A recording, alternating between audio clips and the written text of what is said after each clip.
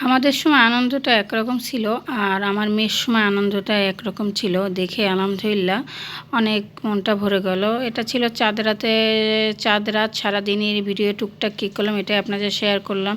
আসসালামু আলাইকুম, আশা করি আলহামদুলিল্লাহ সবাই ভালো আছেন। আলহামদুলিল্লাহ আমরাও সবাই ভালো আছি। আমাদের বাসার নিচে কোরবানির ছাগল গরু চলে আসছে, তো আমার মেয়ে দেখে অনেক খুশি। সাথে ছিল বাড়িওয়ালা আঙ্কেলের নাতি, তাদেরও গরু ছাগল এখানে একসাথেই সবাইটা ছিল।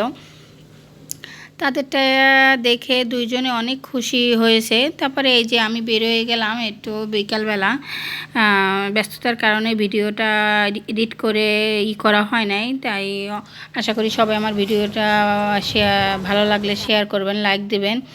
তারপরে এই যে বেরোয় গেলাম মেয়ের জন্য একটু শপিং করবো, কেননা কোনো শপিং করার ইচ্ছা ছিল না।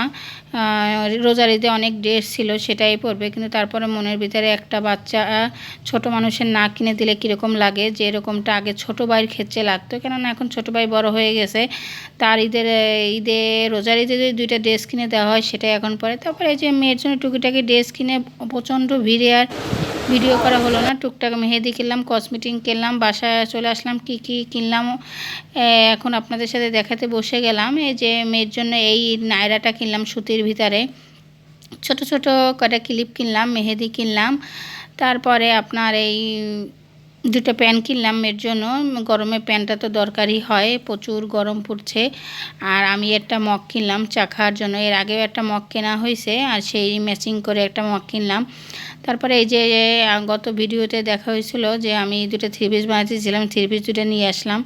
তারপরে এই ছিল আমার চাঁদরাতে টুকটাক ঘোরাঘুরি। আর রাত্রে কী করলাম অবশ্যই পরের ভিডিও দেখবেন। তো আজকে এ পর্যন্তই, আশা করি ভালো লাগছে। আল্লাহ হাফেজ।